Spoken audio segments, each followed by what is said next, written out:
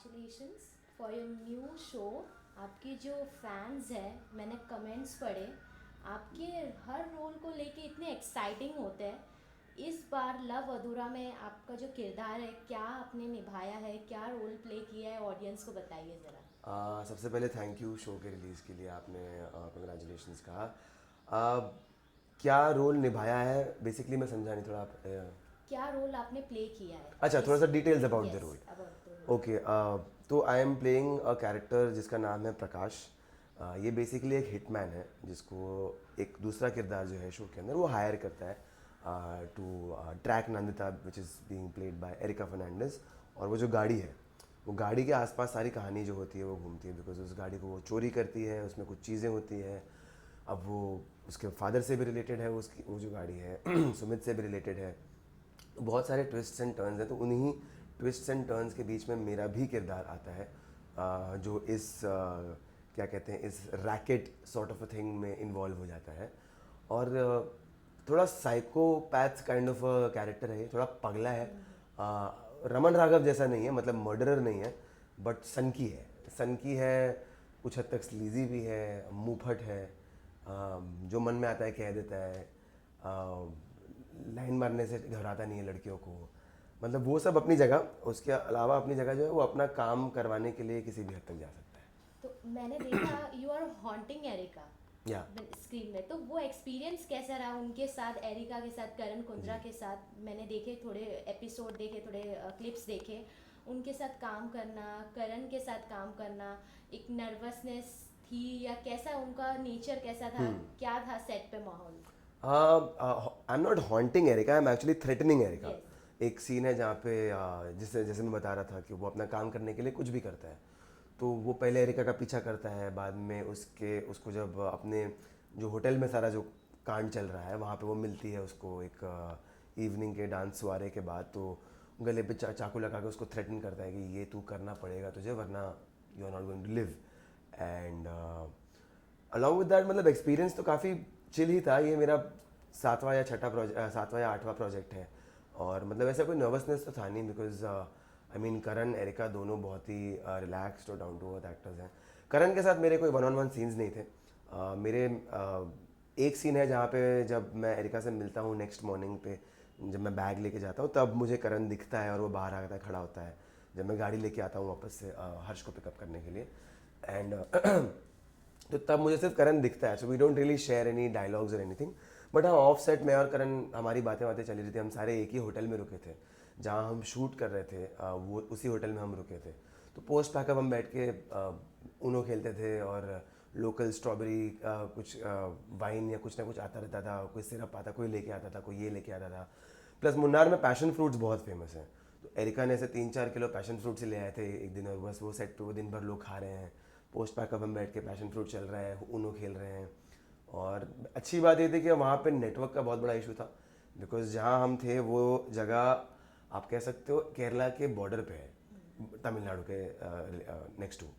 तो वहाँ पे मतलब नेटवर्क का इशू था, तो वो नेटवर्क बहुत ही लो होता था, वाईफाई बहुत ही लो होता था, तो लोग बेसिक अपना घर पे जो कॉन्वर्सेशन होता है वो कर लेते थे। उसके अलावा हम सब अपने फ़ोन से बहुत दूर थे। तो कास्ट और क्रू का घुलना मिलना, साथ में बैठना, साथ में टाइम स्पेंड करना, वो अच्छे से बहुत बड़े अच्छे से हुआ है। और मेरा ख्याल है कि वो शो में भी दिख के आ रहा है, क्योंकि वो जो प्रोडक्शन है, जो अल्टीमेट फाइनल एग्जीक्यूशन होता है, उससे आप पहचान सकते हो कि आप अगर किसी आप यू हैव द आई, आप समझ सकते हो कि यार ये एक अच्छी टीम ने बनाया है जो एकजुट होकर कुछ क्रिएट करने के लिए जुड़ी थी। नॉट कि भाई मेरा ये है, मतलब ऐसा कभी कुछ नहीं हुआ कि एक बार हमारी गाड़ी ख़राब हो गई थी, जो वॉक्सहॉल जो गाड़ी है शो में, इट्स ए विंटेज कार। तो एक दिन उसके ऊपर कैमरा वगैरह की रिगिंग काफ़ी होती थी, वो रिगिंग एक दिन इट गॉट टू मच और उसका पहिया धंस गया, तो हमें जल्दी पैकअप करना पड़ा। तो जल्दी पैकअप की वजह से क्या हुआ, डायरेक्टर ने हम सबसे रिक्वेस्ट किया कि भाई नेक्स्ट डे थोड़ा जल्दी शुरू करेंगे, 2-3 घंटे पहले, सुबह 5 बजे शुरू करेंगे, तो आप लोगों को कोई प्रॉब्लम तो नहीं है। किसी ने उफ तक नहीं किया, ना क्रू ने ना कास्ट ने, everybody was like yes sir, हम लोग 5 बजे बोलो हम आएंगे, आप 4 बजे बोलो हम 4 बजे आएंगे, आप जब बोलो आएंगे। सो इट वाज तो yes, wonderful shooting. Exactly, everybody was you know so interested to make this thing कि कहीं कुछ बम्प्स और कोई बेकार की प्रॉब्लम्स नहीं आई है। If I talk about your character, आपने जिस तरीके से अपना आपका करियर ग्राफ जिस तरीके से रहा है, बाकी सबसे ये किरदार कितना अलग रहा?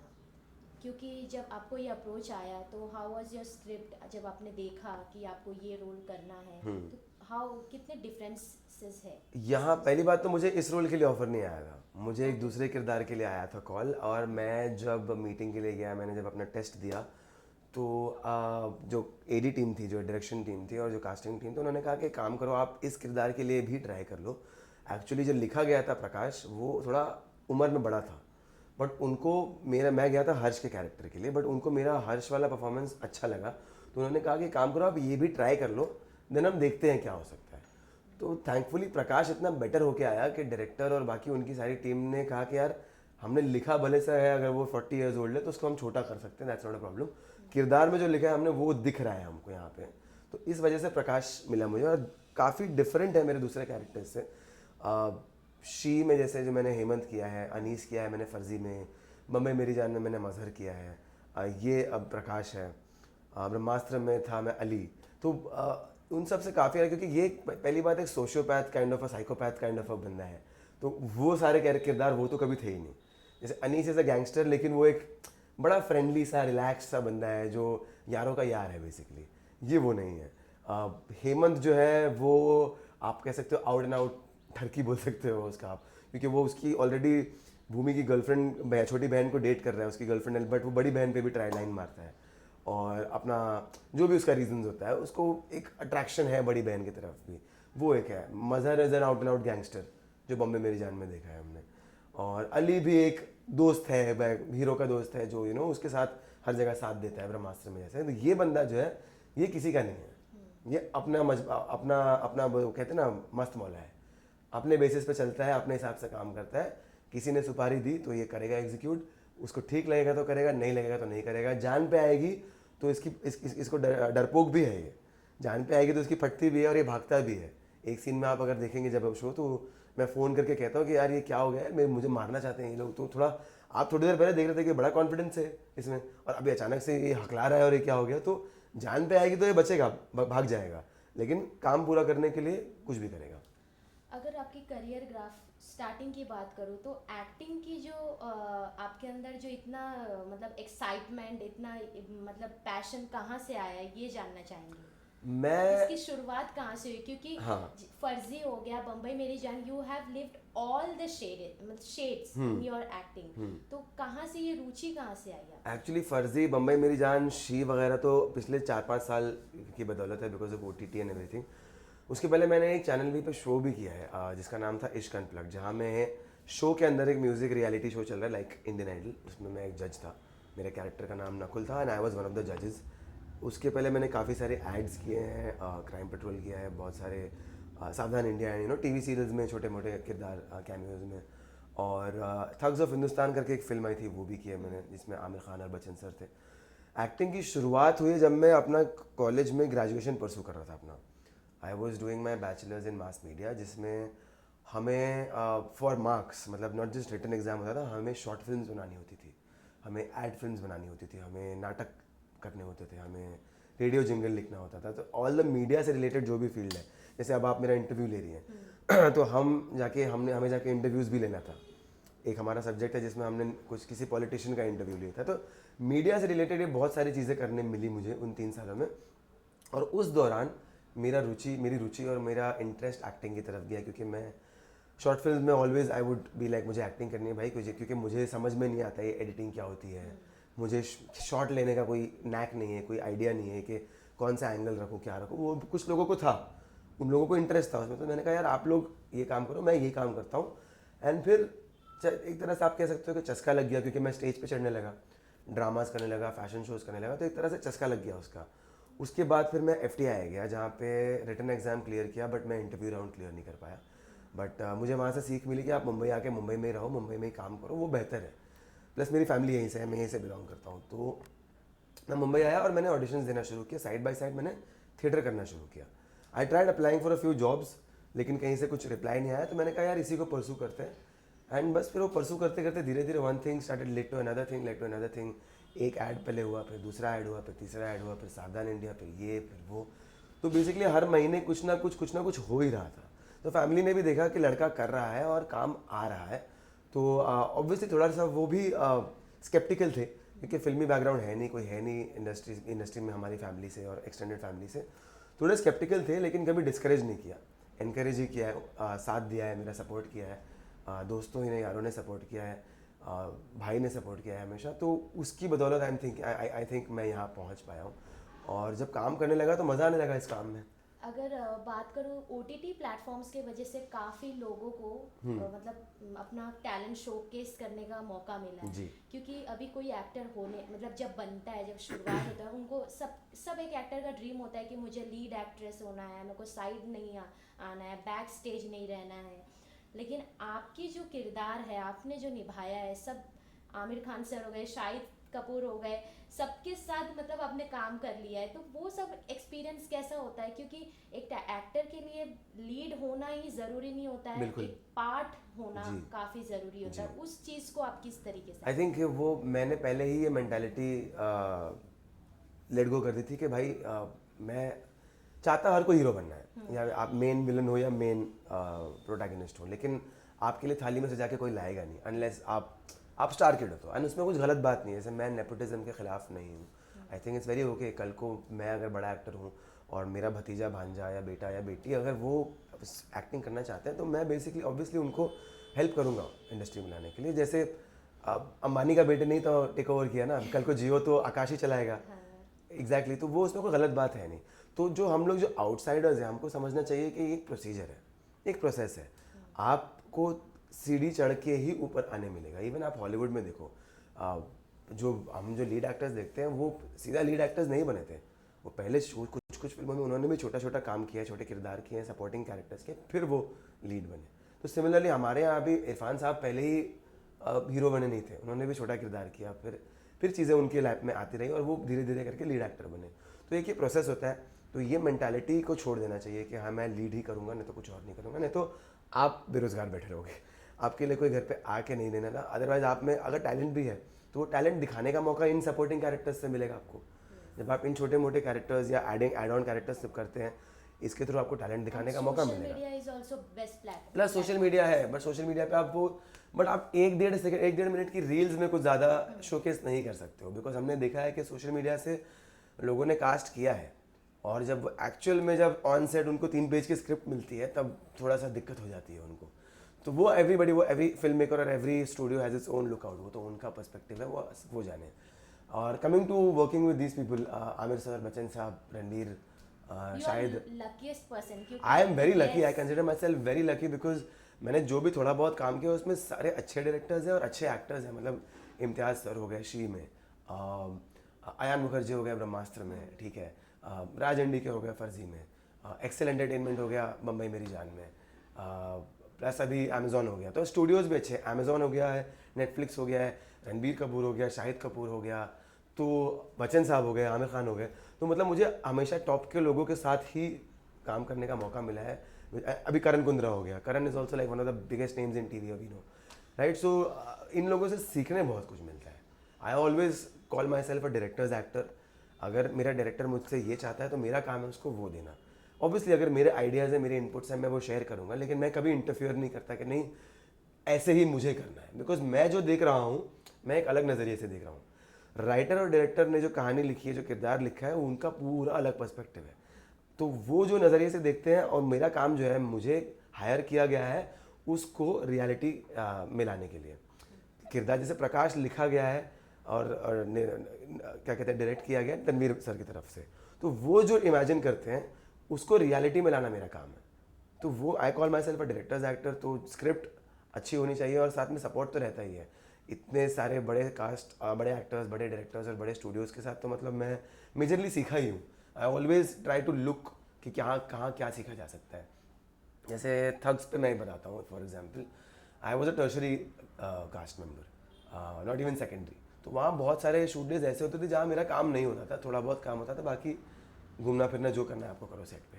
मैं बेसिकली बैठ जाता था सेट पे और मॉनिटर के आसपास में या जहाँ भी सही जगह मिल सके to see Bachchan sir and to see Aamir sir act, क्योंकि वो दोनों मास्टर क्लास है, आपके सामने साक्षात वो काम कर रहे हैं, उससे बड़ी चीज़ कुछ नहीं हो सकती।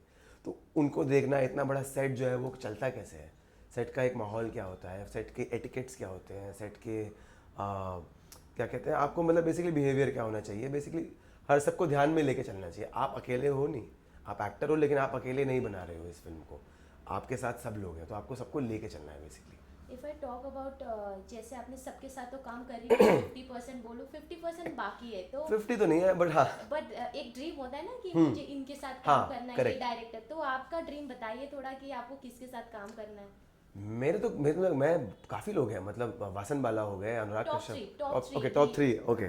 टॉप 3 डायरेक्टर्स में आप अगर अनुराग कश्यप ऑफ कोर्स, विक्रमादित्य मोटवाने हो गए। मैंने जुबली के लिए टेस्ट भी किया था बट हो नहीं पाया था वो। विक्रमादित्य मोटवाने हो गए, वासन बाला हो गए, और एक और ऐड करूँगा मैं, विशाल भारद्वाज भी। विशाल सर का भी मैं काफ़ी बड़ा फ़ैन हूँ। राज सर, डीके सर तो हो ही गए हैं, ये 4 हो गए। एक्टर्स में नवाज़ भाई हो गए, इरफान सर तो रहे नहीं, उनके साथ तो वो तमन्ना तमन्ना ही रह जाएगी। शाहरुख सर हो गए ऑफ कोर्स, नवाज़ भाई हो गए, शाहरुख सर हो गए, और ऐसे टाइम पे दिमाग में आता नहीं है कोई। फरहान अख्तर हो गए, फरहान भाई का भी मैं बड़ा फ़ैन हूँ।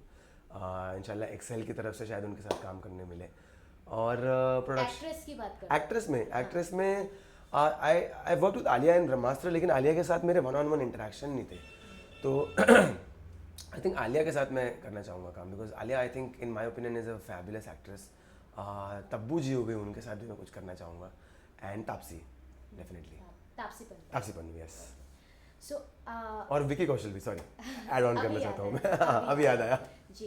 तो अभी आपने लव अधूरा किया है, तो ऐसे लाइफ में कभी रियल लाइफ में ऐसे आपका कोई लव अधूरा रह गया है, या कुछ लव को किस तरीके से देखते हैं आपका उसमें आई थिंक हर इंसान की लाइफ में कहीं ना कहीं लव अधूरा तो रहा ही है। यू नो, लाइक जैसे कॉलेज वगैरह में लोग होते हैं जो एक तरफा प्यार हो जाता है, तो मेरे ख्याल से एक तरफा प्यार मेरे साथ भी लाइफ में 2-4 बारी हुआ है, तो आई थिंक वही एक लव अधूरा है जो शुरू हो ही नहीं पाया बेसिकली, तो वो अधूरा ही रह गया, एक तरफा रह गया। एंड आई थिंक प्यार, आई थिंक लव और रिलेशनशिप्स को मेरी नज़र से, मतलब मेरा पर्सपेक्टिव ये है कि एक इंसान के साथ आप प्यार करते हो, आप अट्रैक्ट होते हो, तो प्यार होता है, चीज़ें होती हैं, आप साथ रहने का फैसला करते हो, लेकिन आई थिंक प्यार जो है वो कुछ वक्त के बाद फेड आउट हो जाता है।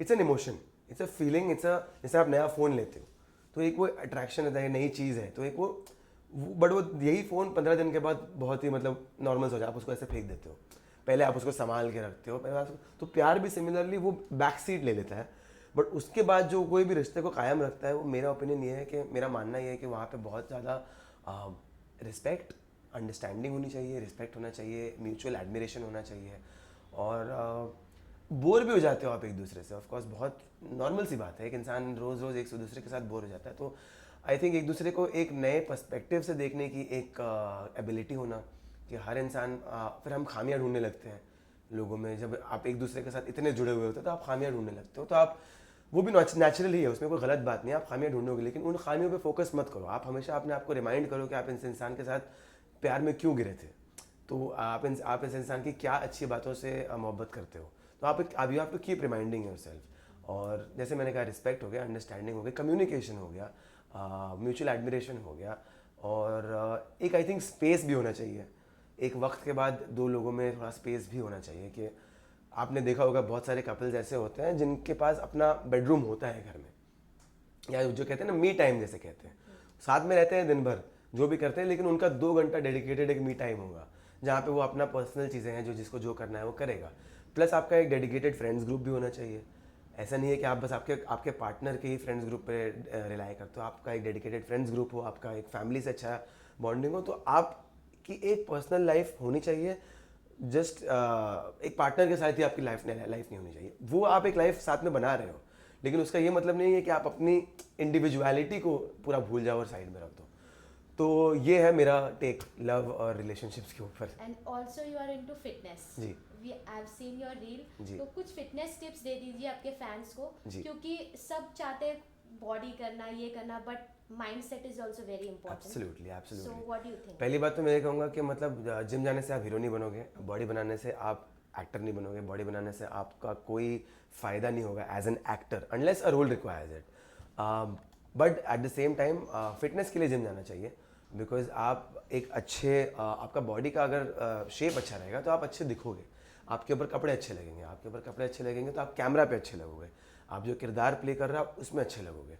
और also along with working out, ज़रूरी नहीं, अगर आपको जिम पसंद नहीं है आप कुछ और एक्टिविटी करो, आप रनिंग करो, आप साइकिलिंग करो। Meditation. मेडिटेशन नहीं, मेडिटेशन तो वो तो साइकोलॉजिकल है, मैं फिजिकल की बात कर रहा हूँ। Okay. मैं वो मेडिटेशन इज कम्प्लीटली मेंटल, मैं फिजिकल बोल रहा हूँ। जैसे आप स्पोर्ट्स खेल लो, आप क्रिकेट खेलो, फुटबॉल खेलो, एक्टिविटी रखो नंबर वन, और मेडिटेशन करो ऑफ कोर्स जैसे आपने कहा। एंड आई थिंक फिटनेस का बहुत बड़ा क्या कहते हैं कंट्रीब्यूशन है आपकी मेंटल हेल्थ पे, because as an actor we have months where we go without work, और अगर हम अपने आप को एक्टिव नहीं रखेंगे, हम अपने आप को इन्वॉल्व और बिजी नहीं रखेंगे, तो mental health takes a toll.